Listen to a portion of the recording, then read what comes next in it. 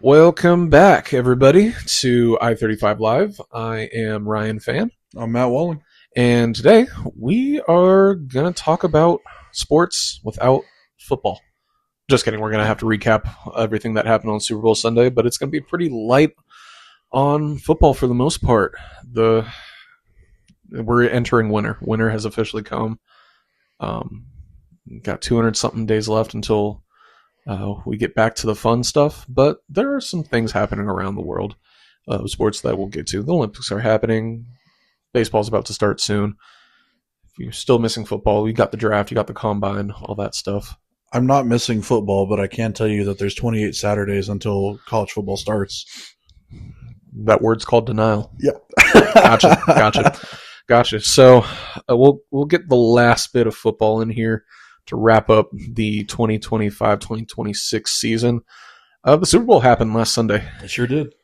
And it, for a while there, was maybe the worst game of football ever played from one side of the field. Yeah. For me, for the first half, a kicker was the MVP. I think he should have been the MVP. I don't think there's ever been a Super Bowl where an offensive player won MVP and didn't score. I think you're right. Because the last, seven? What was the statistics about? It was like the last seven have gone to either a quarterback or a wide receiver. Right. I think you'd probably have to go back a little bit further to what Von Miller was the last one who... Was it Von Miller in 50? 50, yeah, who didn't. So we've had 10 years worth of Super Bowls since... Yeah, I'm trying to go because I can't think of any... I mean, there's been defensive players who have won it that never scored, but they were right, impactful. To your point, an offensive player that has won it that has not scored. Yeah, I'm really trying to think hard to think. I really think it should have gone to the kicker. I get why the NFL would think this has to be the worst Super Bowl ever if a kicker is winning the MVP. It's not, because it still had more points than Patriots-Rams. It did, and this was honestly way less entertaining than Patriots-Rams. It was way less entertaining. I will say, for those of you that do partake in Super Bowl squares, for the first time in ever, the two worst numbers you can have at 0 and 9 actually let you hit at the end of the first half. Yeah, it's 9-0, and it really should have been more. It should have been. First off, hats off to Seattle's defense. If you're going to shut out a team, even in a quarter, but let alone the whole first half of a Super Bowl, that's just an impressive thing to do. 1,000%. And I think Seattle's defense has been dominant all year, playing in the toughest division in football, as we saw this year. Credit to the Rams, if anything, for putting up as many points as they did 3 times against them. Yep. You got a whole bunch of veterans, and you got a whole bunch of guys who want to play for Mike McDonald. And I'll give you this. I think the reason, because Seattle should have scored more, but I think the reason it was 9-0 is because their defense got off the bus and was like, "We're here to play in the Super Bowl." And then Sam Darnold finally came out after halftime and was like, "Oh, I'm playing in the Super Bowl. Let me go play quarterback here really quick." Exactly. And I think that's when everybody started to wake up. I think the entire first half, you kind of look at him and he looked good. He didn't look great or like he was managing anything, because all of their chunk plays came from Kenneth Walker. Yeah, and I think they should have just kept it that way. I think Patriots defense did play a really good game. All things considered, again, Kenneth Walker almost had 100 yards at halftime. You can't play solid or elite defense when you're getting thrown back out there. Oh, it's immediate. It was immediate. The amount of 3 and outs that the Patriots offense dealt that defense. They did. Was horrible. You can't, and anyone that is going to try to pin it all on Drake May, come find me after the show, because it's not all on Drake May. I love Will Campbell. I loved his story in his interview after he got drafted. He played hurt and was thrown around like a 10-pound sack of potatoes. Like, and you cannot, in a game like that, not chew clock. At the bare minimum, if you're going to make your defense keep you in a game, you have got to get at least, I'm going to say 2 first downs per drive. Agreed. And I think the pressure that was getting to him so much, it was kind of ironic because one of the things that people like to claim Sam Darnold on was seeing ghosts. Drake May was literally seeing ghosts. There were times where his read was wide open, and he'd either just not look at him and throw the ball away or cause himself to get a sack. Collinsworth did a very good job of pointing that out. Mm-hmm. But sometimes he'd see his read and miss him entirely.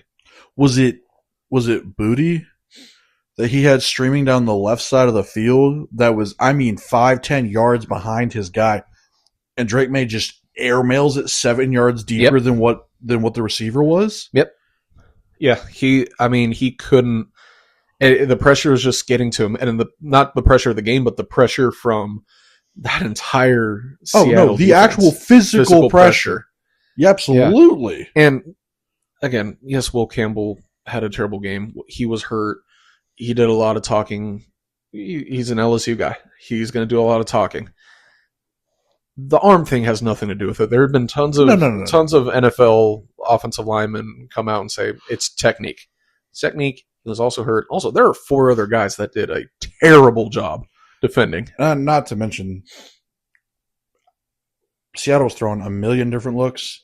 They were blitzing. They would show blitz and drop back into coverage.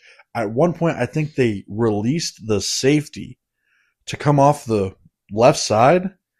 He was behind, like he was in the backfield by the time Will Campbell got out of his stance and like tried to find somebody to block. There were times where the entire New England team just looked lost. Absolutely. Yeah. It was. I wonder at what point in the 2 weeks of preparation they realized, oh, we're going to win this.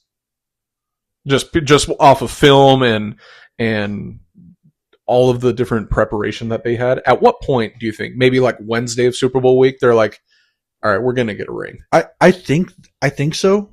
I do think it would have been like early to midweek of Super Bowl week.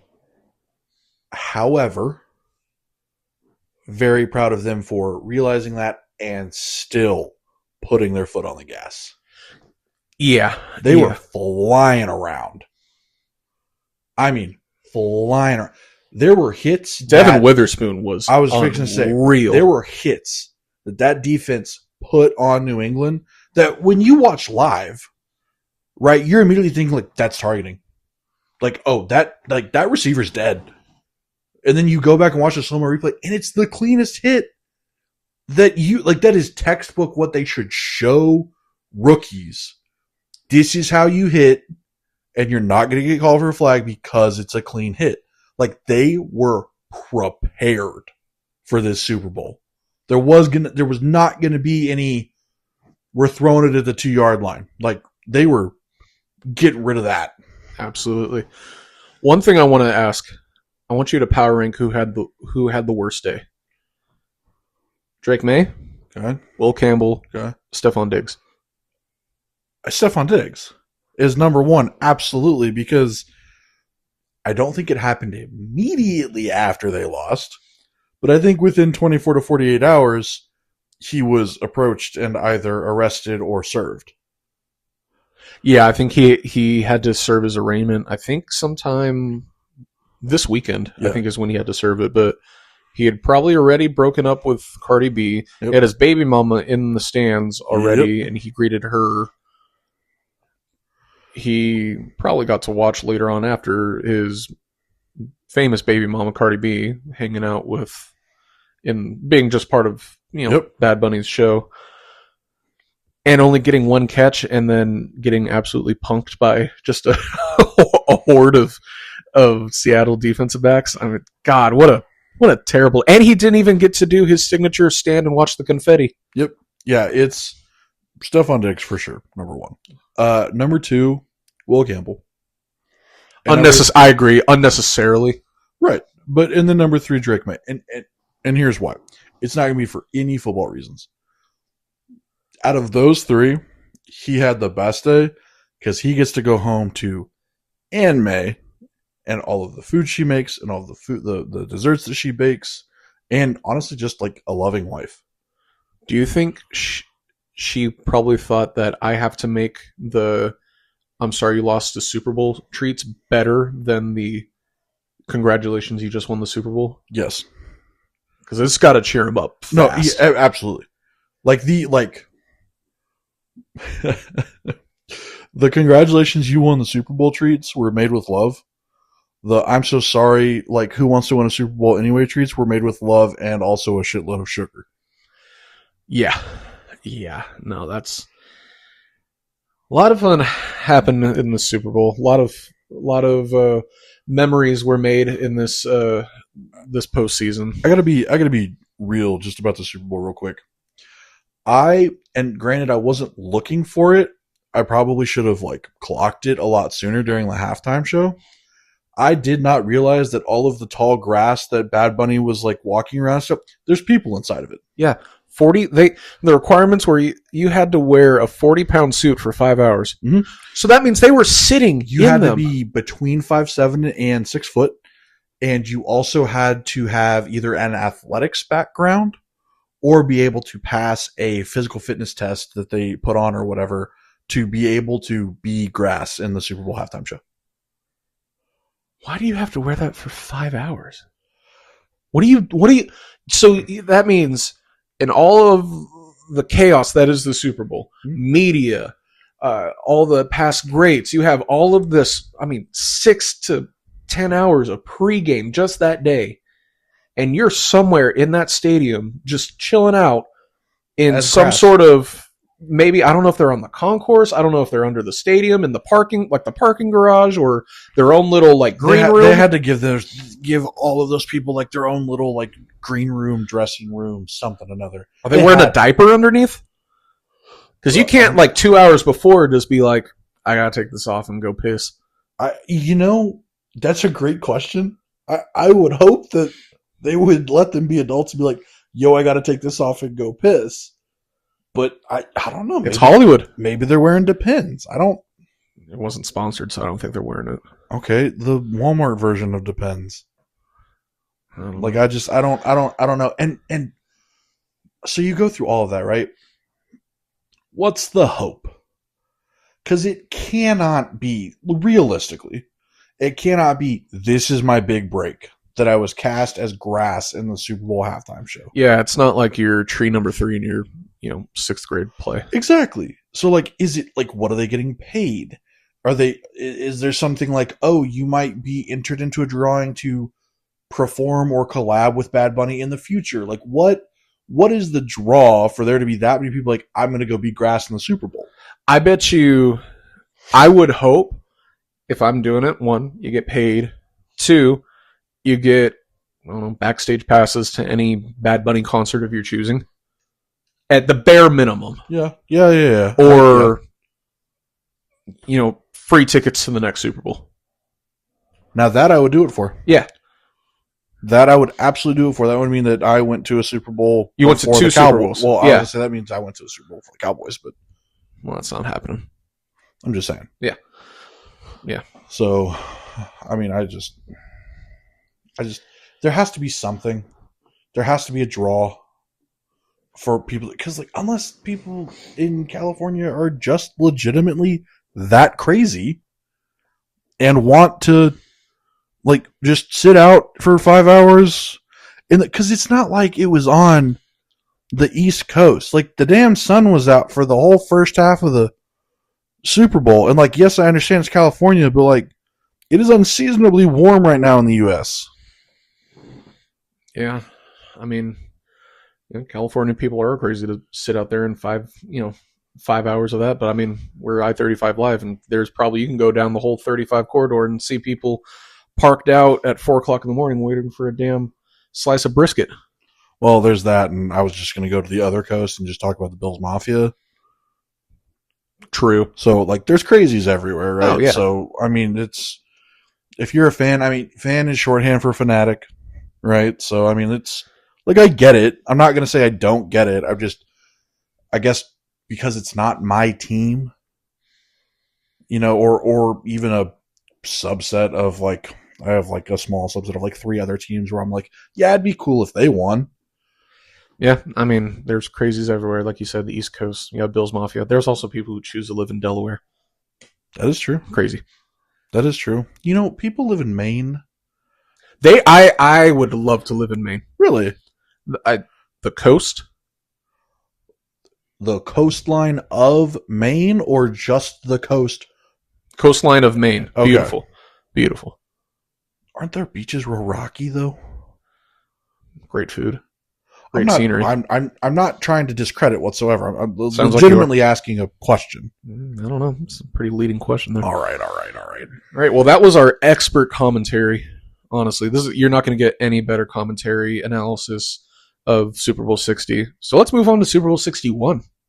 Okay. We have it all. We've seen it all. The past 300 something days of football.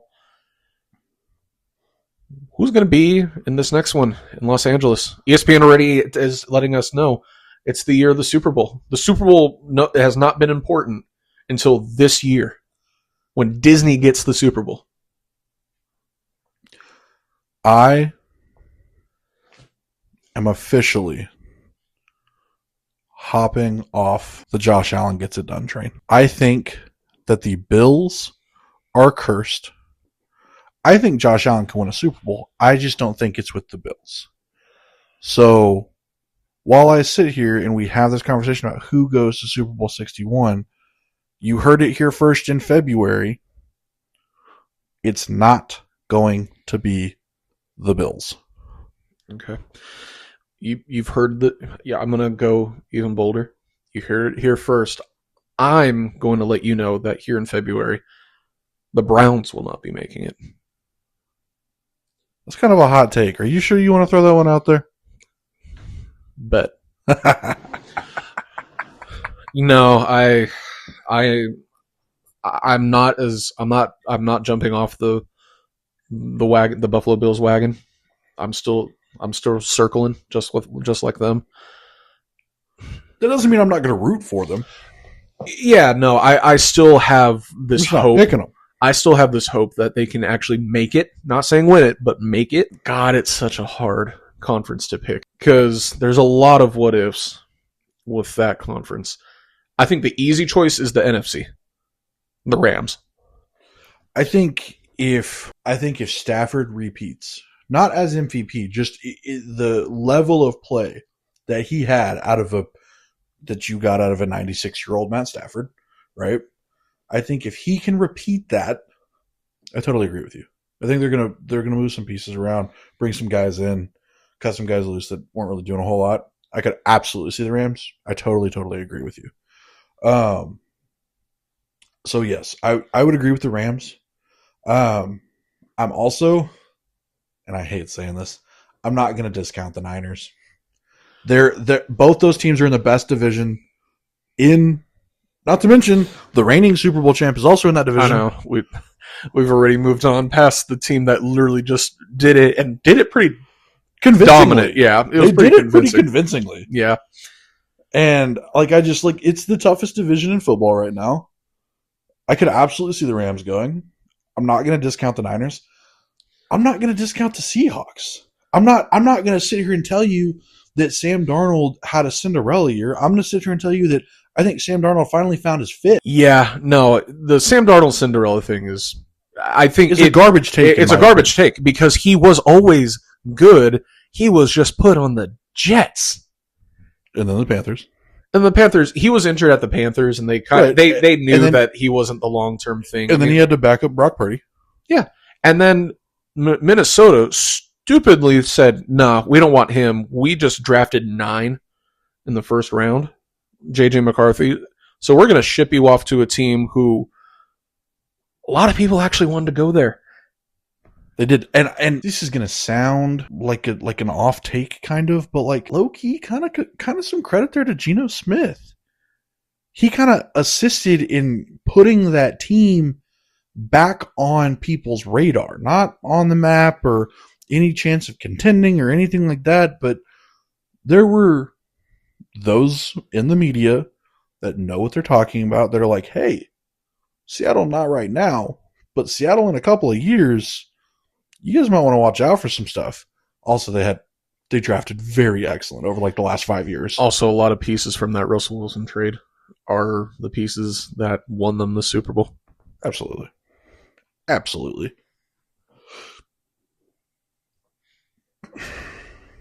Okay, I'm going to go to the Rams.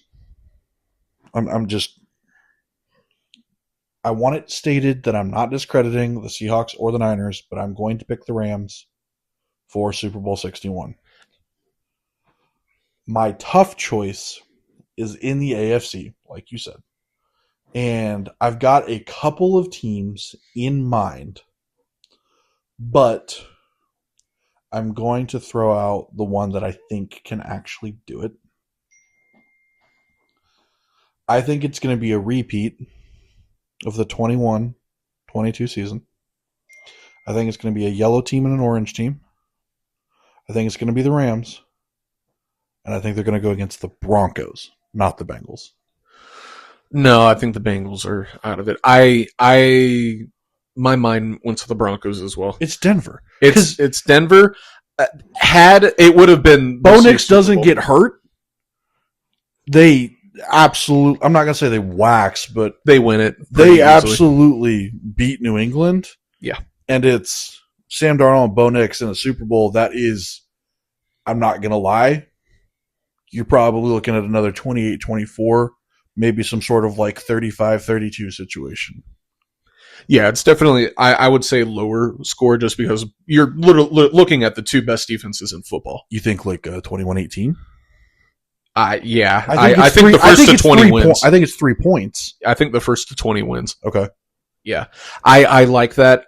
I think rationally that's the only thing that could work because, again, the Broncos were the number one team in the AFC pretty convincingly. Bo Nix is going to come back, and I think he's going to be fine. Yeah, it's just a broken ankle, so I think he'll be fine. I say that, but that has someone who's never broken an ankle. But the experts say the bones heal better than if it's a ligament. Also, as someone who in your everyday day-to-day life could break an ankle and still not compete, but still get things done. Yeah, absolutely. For someone who is Bo Nix, he should be fine. Yeah, he's good because the kid is 25, 26. Yeah. Okay. So I think we're good there. I really do. I think it's the Rams and the Broncos. Can I give you like a Make-A-Wish matchup that I kind of want to happen? Yeah. I kind of want the Buccaneers to go. Yeah, I think the magic from the Buccaneers is over, and I think there's a team in that division who's going to have a Bears-like season that the Bears had this year. That's not Carolina. Nope. Okay, cool. It's Atlanta. That's fine. I'm good with that. If they can re-sign Kyle Pitts, and the only issue is Michael Penix. Right. Like, what kind of quarterback player are you going to get out of Penix? Is he even going to play? Are you going to get a full season out of Michael Penix? Right, but okay. So I'll give you both scenarios, okay? Let's say you get a full season out of Michael Penix, and it mirrors Caleb Williams this year. What do you think happens? They're the number one seed. That offense is so dynamic with the amount of talent they have. If they can get defense right, because they didn't have a bad defense per se. Great defense. They didn't have a great defense. But the big teams that they were playing, they beat. Especially down the stretch there. All right, let me just... They beat the Rams. Dynamic offense, dynamic players. They did beat the Rams. They beat the Bills. I forgot they beat the Bills. That's what I'm saying. I forgot they beat the Bills. You get into that late season push, though, and there's so much stuff going on. You get a new coach in there. No. Like Kevin Stefanski's not a bad coach. No, he just was on the Browns. He was on the Browns. Exactly. He's Kevin Stefanski. If there's one thing he's very good at, it's getting a running game going. With what he did with Nick Chubb and Quinshon Judkins. Let me just tell you, the amount of step up he's fixing to get going from Nick Chubb to Bijan Robinson is insane. I think I'm still high on the Bears too, by the way. I think they need to get better on defense. Yeah. I know a lot of people have put a lot of stock in Atlanta in the past because you look at the names, right? And I'm going to fall for that trap. Like, you're going to fall for the Kyle Pitts trap. Piece of candy. Ooh, piece of candy. Ooh, piece of candy. You're damn right. I'm going to fall for that trap. You're going to fall for the Kyle Pitts trap. Yeah. And I'm not even talking about fantasy. I'm falling for the Atlanta Falcons.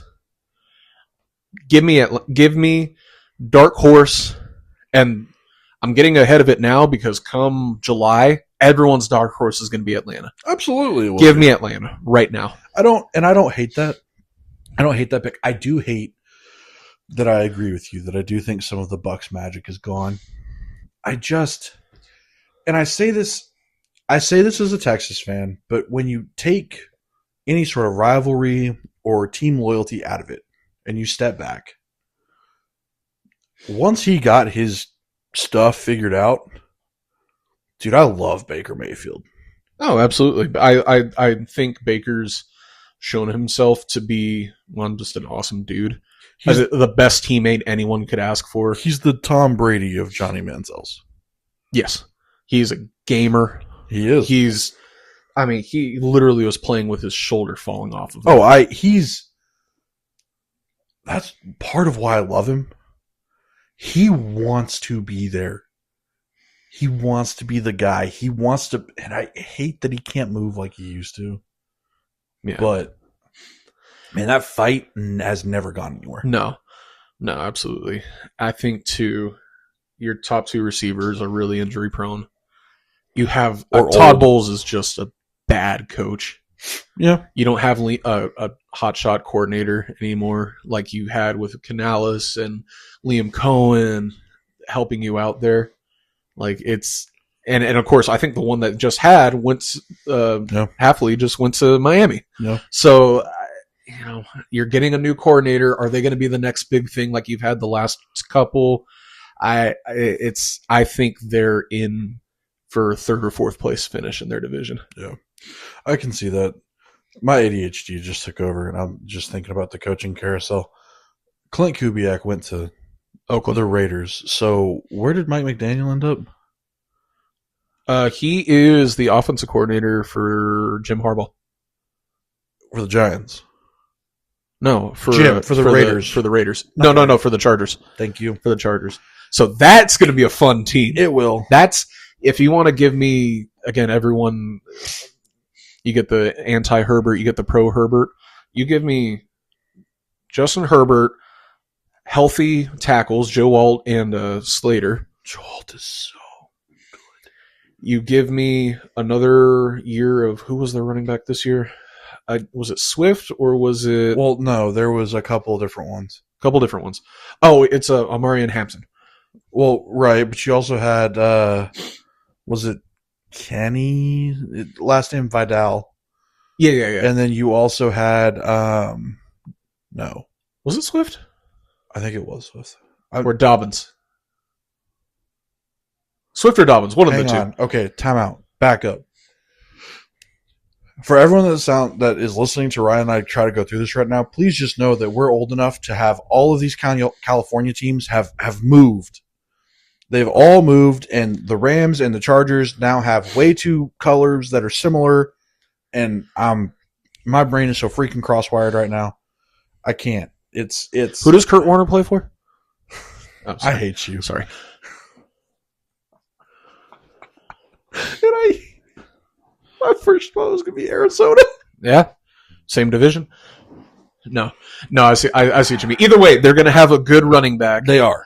That if you get another piece of receiver, it's not a this is not the best draft for a receiver for really anybody, but just in general, you get some pieces, and especially in free agency.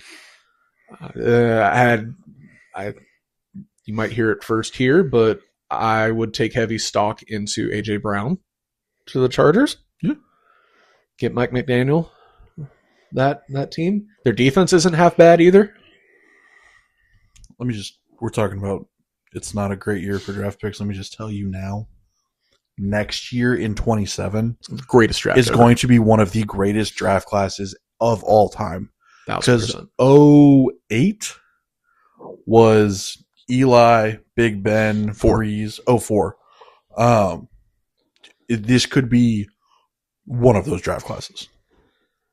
Yeah, if it really could be, because you're going to have, first off, you're just going to have absolute studs on offensive lines just throughout college football that are going, right? You're going to have, I'm pretty sure Ryan Smith out of Bama will be able to declare. Ryan Williams. You're going to have Cam Coleman. You're going to have Arch Manning. Dante Moore. You're going to have Dante Moore. You're going to have Julian Sayin. You're going to Jeremiah have Smith. You're going to have Colin Simmons. You're going to have Dylan Stewart. Who's the kid out of crap? Maivia from Jaden Maivia. Jade Maivia out of USC. Mm-hmm. You're going to have, it's the kid out of Nebraska, but he doesn't play for Nebraska anymore. Yes. Well, he's backing up Dante Moore. That's it. But they're both similar in grade. I think Raiola's going to be a junior, but he's going to redshirt this year. He's going to redshirt. Okay, yeah. So it won't be Raiola. You'll have the who's the edge rusher from you have Sam Levitt, by the way. You are going to have Sam Levitt. Who's the edge rusher from Oregon? Oh, the kid that yes, you're gonna have him. You're just gonna it's going to be an all-time insane. It's going to be an all-time draft. Talking about all-time drafts, 2011. I'm just gonna read you the top 10 picks, top 11 picks. Excuse me. Okay. Cam Newton, Von Miller, Marcel Darius, AJ Green, Pat Pete, Julio Jones, Alden Smith, Jake Locker, Tyron Smith, Blaine Gabbert, J.J. Watt. Let me two names that just stood out there. Okay. AJ Green and Julio Jones. And Julio Jones was picked before him. Julio Jones is whatever you want to say, was Megatron Jr. AJ Green does not get the respect that he deserves. No. He was phenomenal. Mm-hmm. It was insane to watch him play. This draft also had Robert Quinn, Cameron Jordan, Cameron Hayward, Mark Ingram, and way, way, way down the list here, just looking at some center named Jason Kelsey. Who's that? I don't know. I think his mom and his brother are famous. Right, his right, wife. right. I don't know. His wife, his brother's fiance. That doesn't sound like a first ballot Hall of Famer name at all. No. Yeah, 2011. 2011 is that's a phenomenal draft. That's a great draft. Oh my God, what a draft! Yeah, 2016 was also a good draft. Yes, because that was Zeke. That was Mike Evans. That was Joey Bosa. That was Joey Bosa. Dak Prescott. That was Dak Prescott. It didn't have Jared as Goff. many. It was Jared Goff. That was Jared. I'm about to ask a really stupid question. Were Jared Goff and Todd Gurley rookies at the same time? Or was Todd Gurley the year before him? I think Gurley was the year before. Because Gurley played on St. Louis. Yeah. And they moved the year they drafted Goff. Yeah. Okay. All right. Now I'm remembering it. Yeah. Okay. No. 2014 was also. We could this go could be through a all separate of that. episode of like the best draft We're just going to classes. make this a separate episode in June when Ryan and I are both missing football. We'll go through all the drafts. Let's move on. All right. One last football piece, and then we'll forget football for, I don't know, a week or two until, I don't know, someone does something stupid. Probably the Cowboys. We haven't talked about the Cowboys all week. We have, well, because what is there to talk about? Nothing. There's move on. Literally nothing. So, we've seen all the playoff teams. We've talked about all the ones that we had hoped, all the teams that we had hoped or imagined will be in Super Bowl 61. Mm-hmm. Let's talk about the teams that we expect not to be there. And, of course, we're not going to say the Browns. Like the ones that we saw this January and February, who's going to have the biggest fall off? Mine, personally. I don't think this is a hot take right now. It's going to be the Patriots. Oh, well, yeah. That's easy. It is. The entire team is going to have, it's not going to be a sophomore slump because it's Vrabel's second year, but they're going to have a junior slump. Yeah. They just are. Vrabel's not Sig. He's not. He's a heck of a coach, and what he did this year was phenomenal. Absolutely. I think this was probably the easiest schedule any team. They played nobody. I think this is not anything against Vrabel or May. This is the worst team to ever make a Super Bowl. Yeah. It is. Yeah, because if you go through...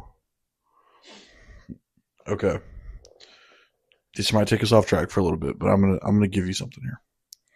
I think if you took the Super Bowl loser from any early 2000s Super Bowl, so 2000 even to 09, I think they beat this Patriots team.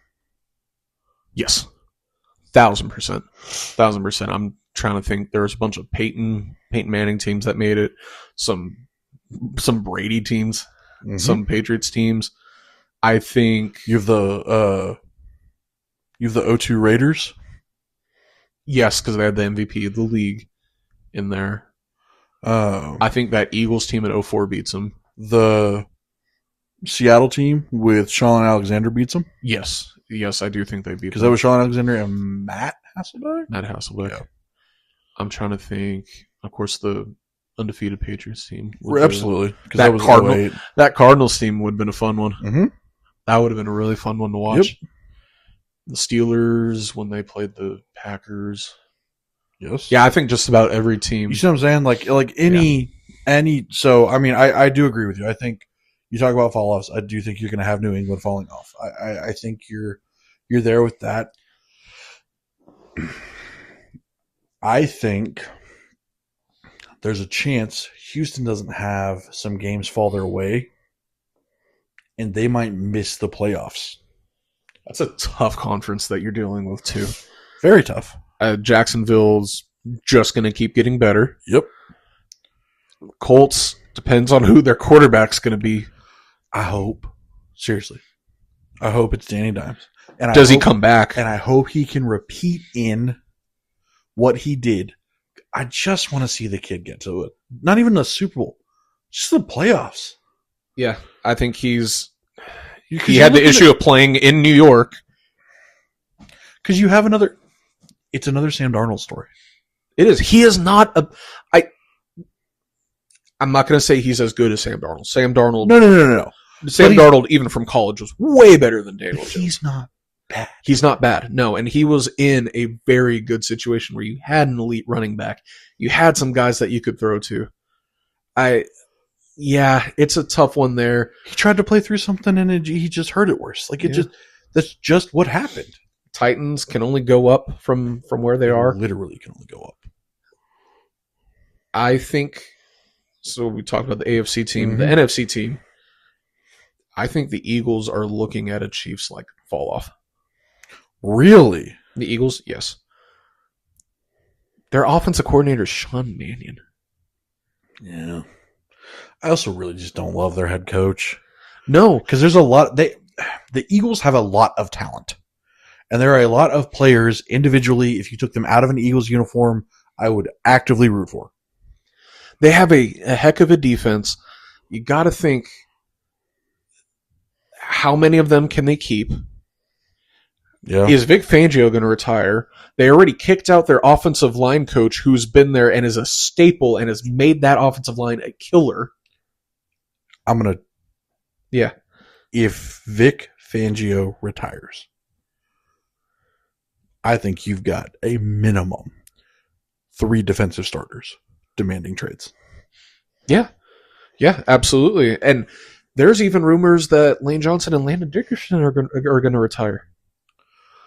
So you're losing 2 Super Bowl winners. You know how there's holding on every play in football? Lane Johnson has false started on every snap he's played in football. It's actually embarrassing to watch those games. Like I can't watch Eagles games because they just I don't care about the tush push. I don't care. Here's where I'm at with the tush push, right? Line it up and run it. You know what they're going to run. You know exactly what they're going to do. Officials are clearly not able to officiate it because the officials in the NFL suck. So stack the box, put all of your guys in there, and hope you can get in the same formation and just push back at them like a rugby scrum. That's all you can do. You know what they're going to run. I don't care about. I'm tired of talking about the tush push. I don't care. What I care about is the fact that Lane Johnson false starts on every single play. They even started to do the thing where, it's pretty common where the guard will tap the center. Yes. He is standing all the way up, looking, tapping, and leaning back to tap, and is already starting while he's tapping, and they don't call it. Nothing. Never. Sorry. I can't hate the Eagles. I hate South Jersey. I hate the Eagles too. I'm right Delaware. There with you. I hate Delaware. But I can't. Do you remember the early 2010s Cowboys offensive line that we had back when Zach Martin was a rookie and you had DeMarco Murray and Zeke Elliott as 2 of the best backs in the league? Okay. Do you remember our right tackle, Doug Free? Yeah. Do you remember how he was the most okay right tackle you've ever seen? Yeah. Lane Johnson is worse than Doug Free, and Lane Johnson has a Super Bowl ring. Multiple. Yeah. No, if he doesn't get those jumps, he's not anywhere in the conversation that he gets to be in, that he just is handed to. He jumps so much, and he is standing up straight up so many times. I'm telling you, if he went against prime J.J. Watt would eat his lunch. Yeah, absolutely. I said absolutely a bunch, but you're making great points here. I can't. No. But and he's getting close to end of his career. The Landon Dickerson one's going to be really tough for them to swallow. Tough. He's just so injury prone, going back to his Bama days. Yeah, no, I think too, that team is, the fact that they won a Super Bowl with how fractured that team is kind of shocking. They're not going to have AJ Brown. It's given. They're not going to have him. You're going to have, from all reports, a team where they have to get an offense coordinator just to appease Jalen Hurts in the way he wants to play quarterback, which is, if I can't get my open read, let me run the ball. Well, and also don't forget they've got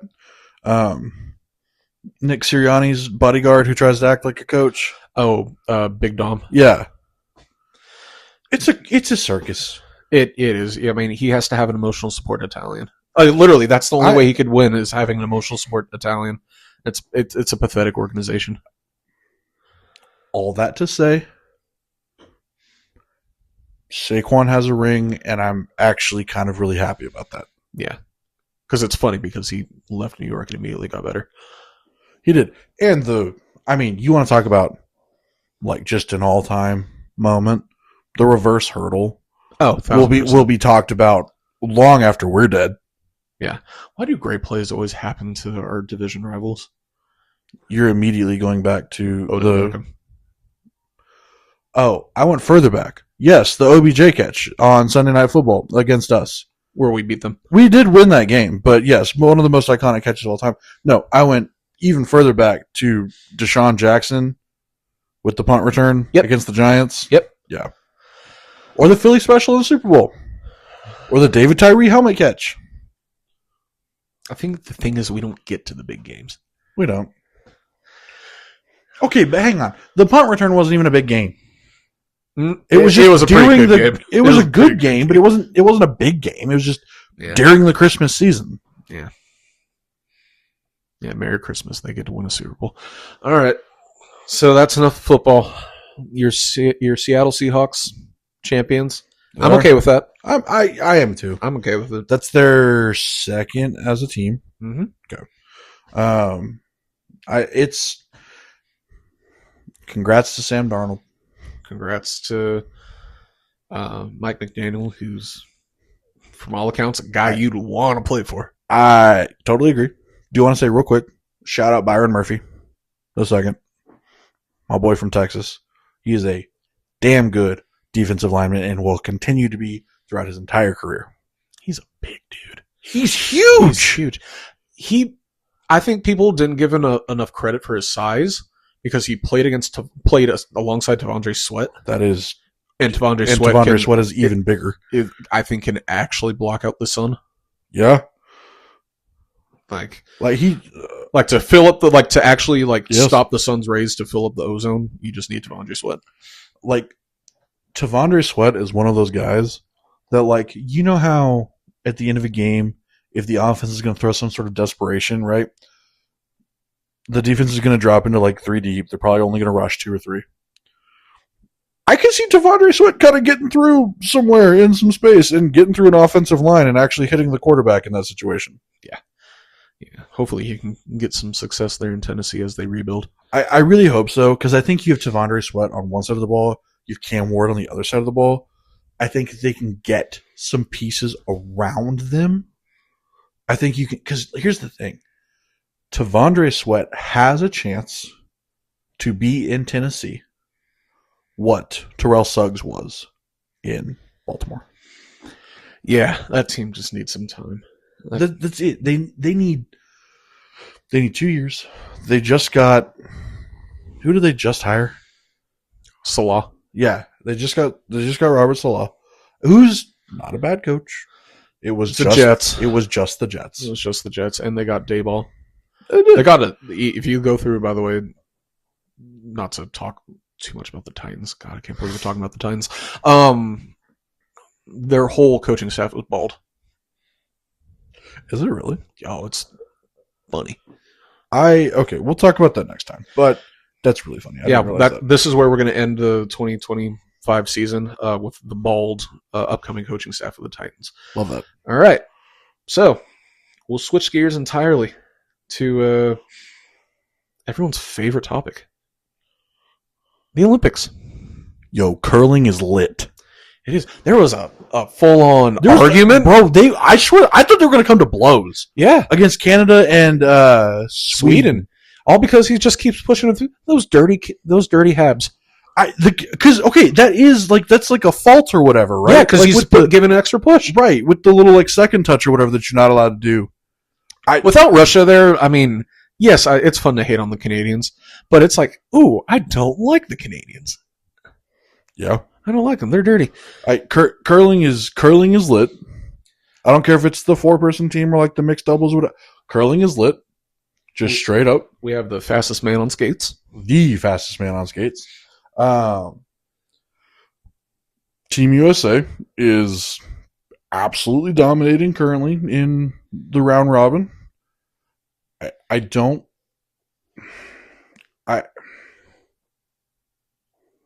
Can we beat Canada? Is this because you look at the 4 nations last year and you look at the game before the final and you're like, oh yeah, Freebird is playing every time for our goal horn and we're, playing real physical and all this other stuff. But then you have, it's almost like the physicality isn't allowed to be as much in the Olympics. Am I crazy in seeing that? It's more of the purity of the game, right? Which that is Canada. It's kind of hard to beat Connor McDavid if you can't put your hands on him, or have Cale Makar or Sidney Crosby, who's on your third line. Mm-hmm. Sidney Crosby's on your third line. Yep. or Connor Bedard or Brad Marchand or Tom Wilson. Man, they're so good.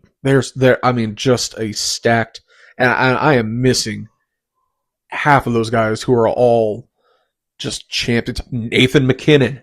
I didn't even name Nathan McKinnon. Shout out Thomas Harley from the Dallas Stars, who actually scored. Who did score? I'll give him that. It's hard. Like, I have to pick other. This sounds so crazy, but like, as a Stars fan, I have to root for other countries because we didn't have, like, Team USA didn't put Wyatt Johnston or Jason Robertson on the freaking team. No, and our one star they're leaving on the bench for Connor Hellebuck, which they have to. Blah blah blah. We can talk about that. Okay, but in Jeremy, stand there and let the puck go in, Swayman. Yeah, sway your arms, man, and just hope that you can stop a puck. So anyway. the issue that I have with this Team USA is that we're actually getting scored on. It is. Granted, it's one goal, but what are we going to do against Canada or against Sweden or Finland if they lock us down offensively and we can't score, or we get a goal? We didn't score in the first period today against Germany until 9 seconds left in the first period. That will not happen against Canada, because Canada will at least put one by us. It won't. And I don't want to detract from the skill that we have on Team USA, because it is immense. There is a ton there. If this goes to a shootout, it's not that I don't trust our guys to score. It's that, do you trust Connor Hellebuck to stop a puck one-on-one? No, I don't. And this is not us being Winnipeg Jets haters. It's because we've seen it happen with our own eyes. Honestly, we did it to him last year. Yeah. In the playoffs. Yeah. There was conversation about him being benched for road games because he was so bad in road games. The freaking St. Louis Blues took them to 7 games and made the Jets pull off like some sort of overtime win just to move on. Yeah, this is going to be a very, very tough one. I'd love to see the draw that I think we get the winner of Slovakia and Sweden or something like that. It's something like that. So let me just ask you straight up. Like, are we just staring at the silver medal?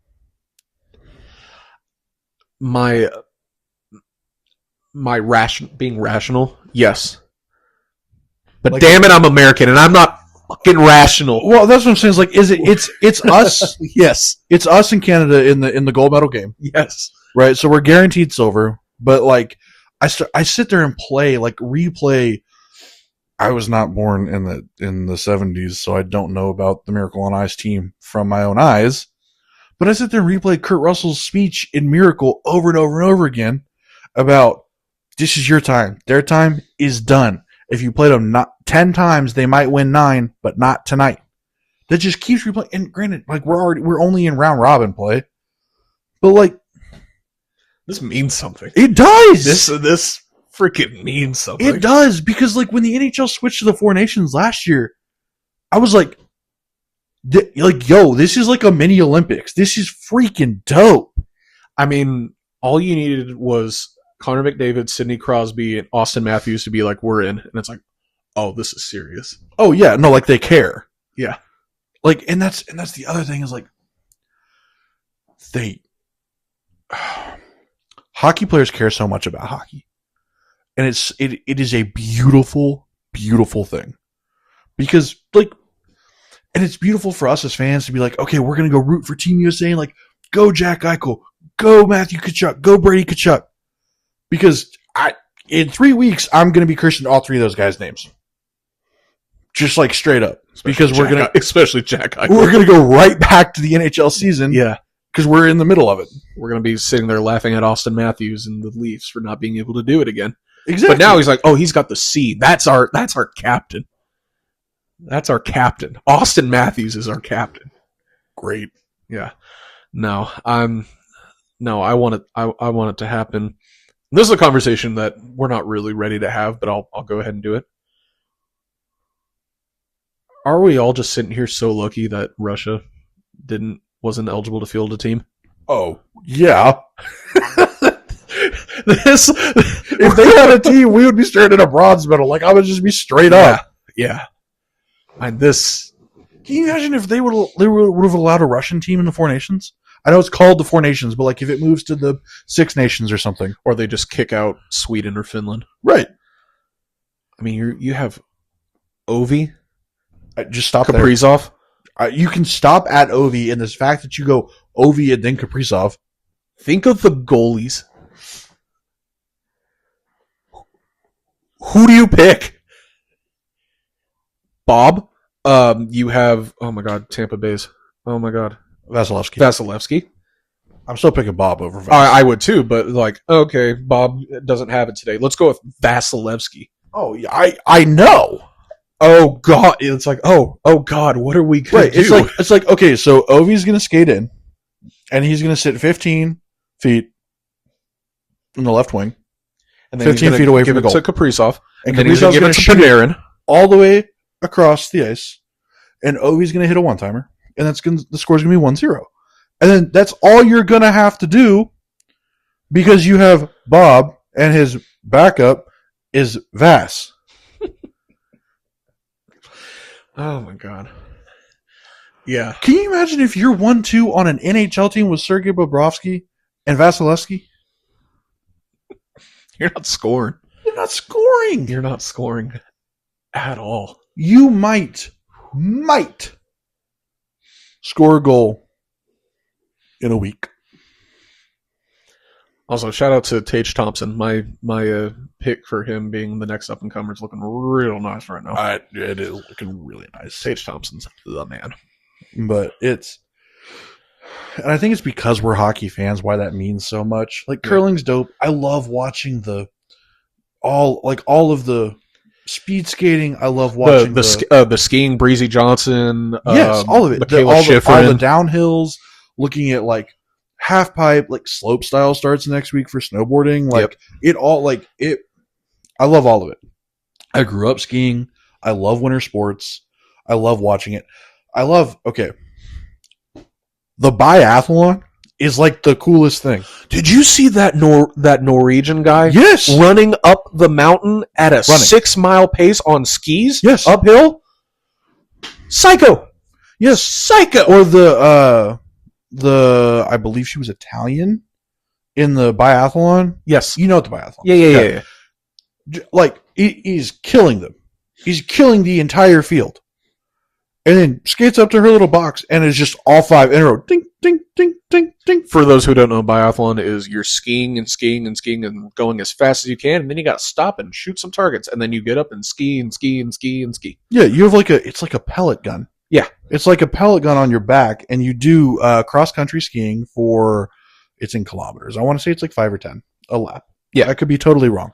And then you show up, and you have to do this 3 times. The first 2, you have to do it from a prone position, like on your belly. Yep. And then the third one, you stand. And like, you're not taking your skis off or anything. Like, it's just cool. It's just cool to see. Absolutely. So, I'm going to try to tie this into our last conversation here. Okay. Some great voices you get to hear in the Olympics. You get a la Bob Costas. You get Bob Costas. You get Mike Tirico. That was the Miracle on Ice. That was Al Michaels. That was Al Michaels. But Bob Costas. You still get Bob Costas. You get Bob Costas is one of those guys where he has been in every single moment and has a story about every single moment. You get like I said, Mike Tirico, who I really enjoy. Yeah, as an Olympic caller, okay, I'm gonna get some hate for this. I don't love Chris Collinsworth, but I do like Collinsworth. I do like listening to Mike Tirico Sunday Night Football. I love that he calls the Olympics, so I do like Mike Tirico. And Kenny Albert is calling hockey. Kenny Albert, yep. People can give or take, but he's a very familiar name that has called a lot of big absolutely moments. That being said, we're just going to talk about some great voices of sports. Just in sports. Okay. My My mind immediately goes to Keith Jackson. Ooh. Calling the Rose Bowl, Texas USC Rose Bowl. Mm-hmm. But I mean, he's just a massive voice of football. And of course, do you want me to recite the whole call to you? Because I know it by heart. Yeah, go for it. 4th and 5, national championship on the line. Vince Young takes the snap. He's dancing around. He's going for the corner. He's got it. It's perfect. It's one of the most amazing calls. Yes, I am going to be biased in this. It is one of the most amazing calls to end or to help get to the end of one of the greatest college football games of all time. Yes. My personal favorite, and he has Dallas ties, so this is very biased, Vern Lundquist. Vern Lundquist is he's called some of the greatest moments, not just in college football. He called Cowboys Super Bowls. He called Tiger Woods that amazing Masters goal or Masters chip in where it rolls. The chip in or the putt? The chip in where it's like where it like rolls in your life. Bah. Yeah. Okay. In your life. Let me raise you one. I'm going to give you Kevin Harlan. Oh, he's phenomenal. I'm calling both games. Kevin Harlan is good as a multi-sport. Yes. Joe Buck is good as a multi-sport. I prefer him in baseball. He feels more comfortable in baseball. He does. I prefer him in baseball. Which is crazy because everyone thinks of him as football. Yeah, it's him and Troy. Yeah. But love Joe Buck. You have to. Nance. Yes, Jim Nance. I think Jim Nance is probably the most versatile of them all. He does Masters. You can't picture a Final Four without Jim Nance. Not even a little bit. And of course, just any big CBS NFL moment. Bland's record-breaking pick six. Yep, absolutely. I still hear him calling. It was Kansas versus Memphis. Mario Chalmers. Yep. Oh, beautiful call. Beautiful call there. Brent Musburger, just you are looking live. Yep. Oh, that was. I knew I wasn't supposed to be sitting there watching it because I had probably had to go to bed at some point. But just hearing Brent Musburger and Kirk Herbstreit together, perfect. Kirk Herbstreit. Yes. And as a color commentator, and I will say, especially after watching this year's national championship, I like Chris Fowler. Chris Fowler is a phenomenal guy. I've met him before. Mm-hmm. Fantastic guy off not at work. Right, not on the air. Fantastic as calling. He's called now more big moments than a lot of these people ever have, just because of national championships. Him calling the 2nd and 26 to Devontae Smith, just fantastic. He called a Bedlam win for us, which was phenomenal. That's awesome. Yeah, that's awesome. You have to give. Yes, he's a color commentator, but like, we can't talk about just iconic voices and not mention John Madden. I think he's the ultimate football guy. Absolutely. You can't. I mean, there's the video games named after him. The whole Thanksgiving Day is just a celebration of John Madden. Every network is, hey, this is John Madden's day. Yep, absolutely. It's gonna be a little unpopular opinion. College football, Brad Nessler. He's the most underrated of them all. I like Brad Nessler. Now, granted, I grew up playing NCAA football, PS2, PS3, my entire childhood, but he's so good. He's very underrated in college basketball too. Really, very underrated. Go back and listen to some of his college basketball. Speaking of college basketball, and some great calls. Gus Johnson. Gus Johnson he's very polarizing, but he's so good. He feels what we all feel. He does. He can be a little too much at times, but he feels the moment. I'm going to alter your statement. He's too much for college football. because college football is not as consistently paced as college basketball. There's some lulls and things like that. And I don't need you to freak out on a 1st and 10 and they get a 6-yard run. Yes. He breaks one tackle in the backfield. He gets 6 yards. Like, I don't need you to freak out. But especially you need the energy in the final 5 minutes of a college basketball game. It's starting to come down. They're trading blows back and forth. And it's like, it's just you. I encourage everyone to go just find it on YouTube. UCLA versus Gonzaga, where UCLA upsets Adam Morrison. Adam Morrison's crying on the ground. Chaotic last minute. And just listen to Gus Johnson lose his mind. And he's feeling what everyone's feeling watching it. I can't believe this is happening. Absolutely. I can't believe that pass, they missed that pass. I can't believe all of this happened.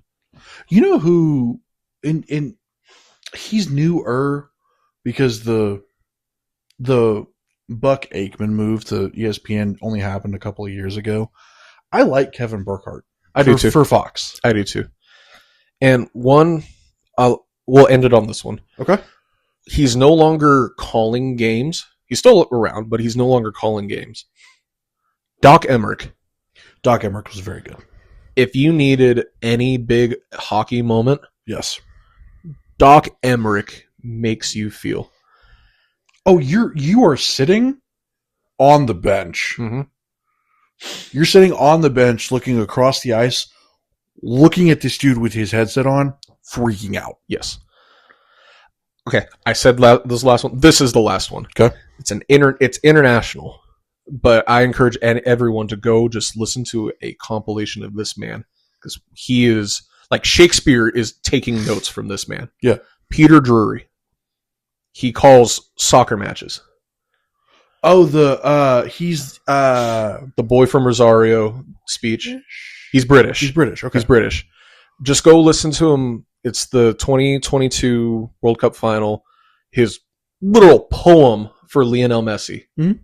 It will bring a tear to your eye. This man is probably the greatest when it comes to just the words and feeling the moment, not like reactions. This man is setting the stage for the world, and he does it better than any person in sports. So, Peter Drury. I'm